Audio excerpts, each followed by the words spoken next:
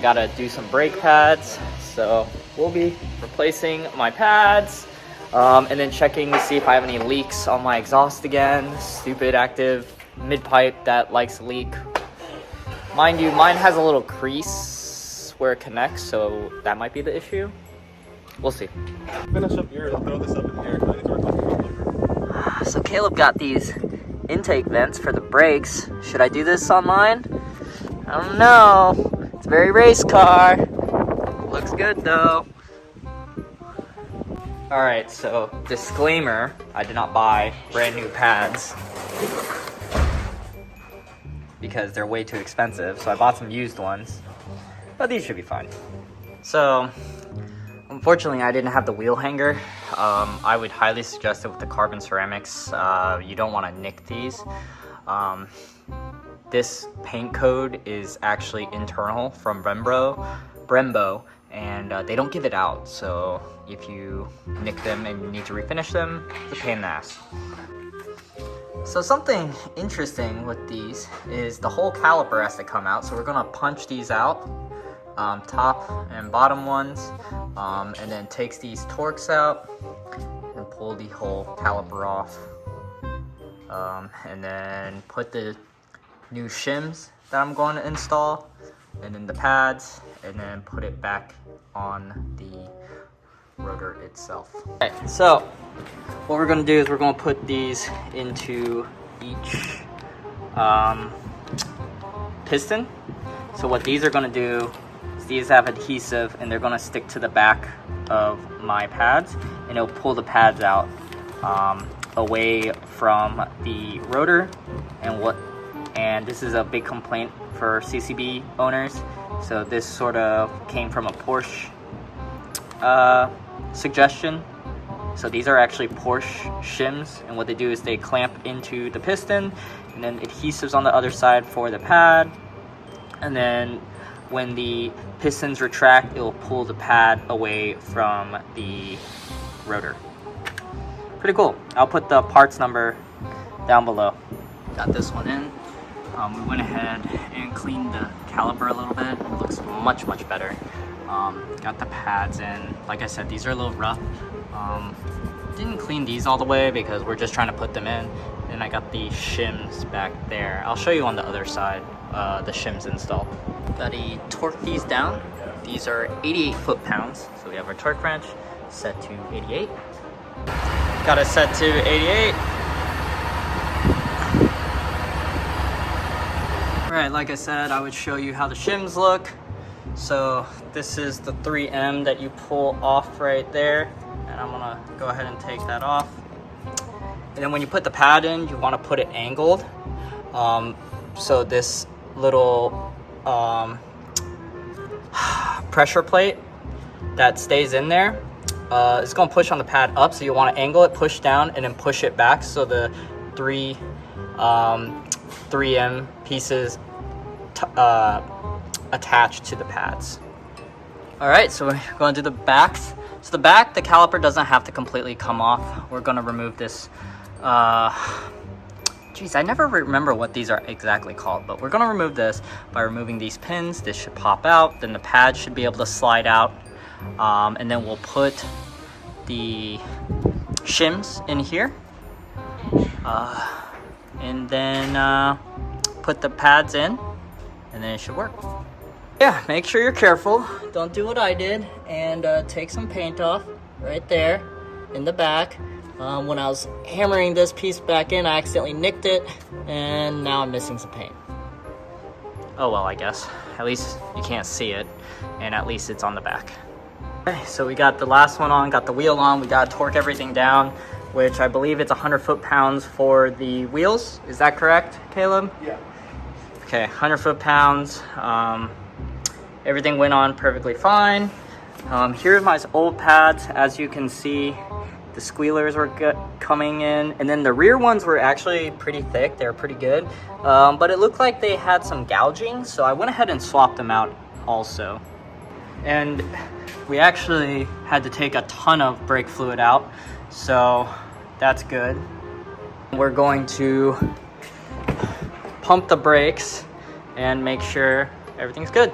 Okay, so we got back. I got to bed them in a little bit. They're making a little bit of noise in the rear, I believe, when I'm rolling, but I mean, I think it's probably my rotors. I think I need to actually replace the rear rotors.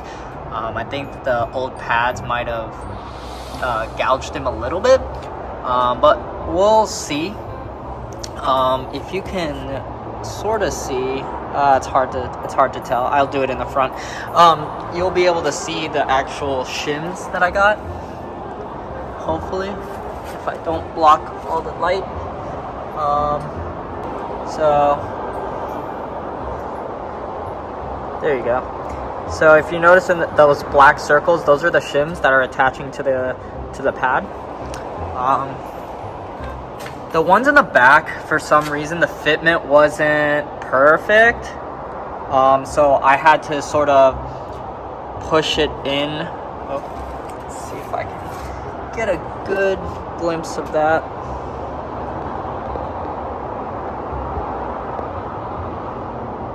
So the rears, they weren't fitting in all the way. I think it's because I pushed the piston in too much. So the prongs, when I was pushing the shim in, it wasn't completely going in, so it wasn't staying. And pretty much what I did, because I didn't really want to press the brakes while the pad was out, what I did was I just had something hold the shims there while I fit the pad in. And then when I pumped the brakes, it would have put enough pressure to sort of clip them in, which seemed to work fine. I'm not having any braking issues. Like I said, I'm just having some weird minor noise when I'm rolling slower, like 20 or under, and it just sounds like the pad might be slightly touching the rotor, like they need to be bedded in or whatnot. So I did go through the bed-in procedures that you do on normal brakes, and hopefully that will help. And hopefully over time the pads will essentially form to these rotors. I know you're normally supposed to just replace the rotors, but carbon ceramics are perfectly fine. I still need to weigh them, but they should be okay since it's been street driven. And if not, I'll just swap to my steel brakes. But for now, I'll keep these just to keep the dust down. Overall, the job isn't too bad. I think it's more time consuming than the stock brakes, mainly because you have to pull these calipers off completely. And like I said, it's 88 foot-pounds of torque to keep these on, and to remove them, it was quite easy. You just break them loose and then this whole caliper comes out. Unlike the stock ones where you can just pull the pins like on the rears and then pull the pads out, which would have made it a lot easier. But we looked at the size of the pads compared to the normal F80 brakes, and it's like double the size. It's absolutely ridiculous. Like I said, these are the old pads. As you can tell, the noise sensors were coming in. Luckily, it didn't cut my my actual brake sensor, and then I would have had to replace that, which actually just slides into these little notches. But yeah. All right, so the pads are making some noise. It's actually in the fronts. I did get Ben to help me with that. It's right over there. We just finished the video for me, but I was doing it of his car. So you'll see that soon. And pretty much the pads on the front, for some reason, I think they're barely touching the rotor. And what's going on is when I rotate, you'll hear eat, eat, eat noise. If I slam on the brakes real hard, it'll eventually go away and then it'll come back, but sometimes it just stays gone for a while. I'm hoping that more driving will really wear down the pad and it'll fix it. So let's hope for the best, right? All right, so I'll catch you guys later. All right, it's late. We just got done working on my car. Even though I technically already closed out that video for the brakes, we ran into an issue when we went to go get food. I started getting a ton of noise in the back. We didn't know what it was, heard a loud clunk. Just weird issues. My brakes felt like they were seizing, and we just couldn't figure it out. So this right here is the shims. And if you remember what I said, the rear brakes had an issue with these sticking in there. So as you see, it looks like it actually never went in straight. Right there, as you can tell. It looks like it didn't go in straight.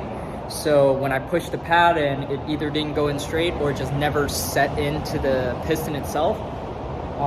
And then it dragged on the rotor. Luckily, we caught it early enough.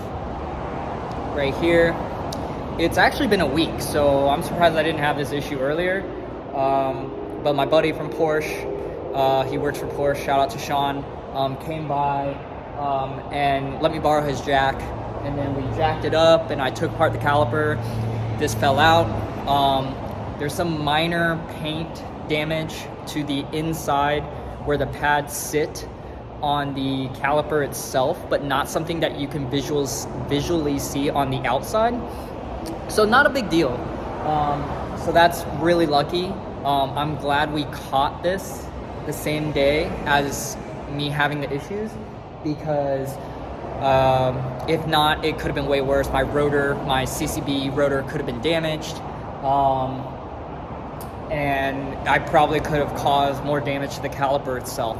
So I'm really thankful to Ben, to Sean for helping me get this situated and sort of coming to the rescue to bring me some tools to work on the car, since I don't have any here at my current apartment. But yeah, so just so you know, I'm always up front. I will show you issues that I run into. I'm not sure everybody that YouTube's does. I don't know, I can't say, but everyone likes to be perfect, and the reality is you won't be perfect. So this is my mistake this time around. I'm sure I'll make some more mistakes, but I'm letting you guys know. Just be careful when you put these in. Make sure they stay in, and then you won't have any weird issues like I did. I'll end up putting a replacement in later down the road. I think these were on back order, so I'm going to have to order another one, and then I'll probably try to clean up any of that paint damage and try to coat it. But like I said, it was very, very minor, nothing crazy. If anything, it damaged the pad a little bit more than not the rotor, but the caliper itself. So like I said, just some visual on the inside where the pad sits. Looks like there's some scratches. When putting in pads, sometimes you can cause these type of paint chips anyways, so no big deal.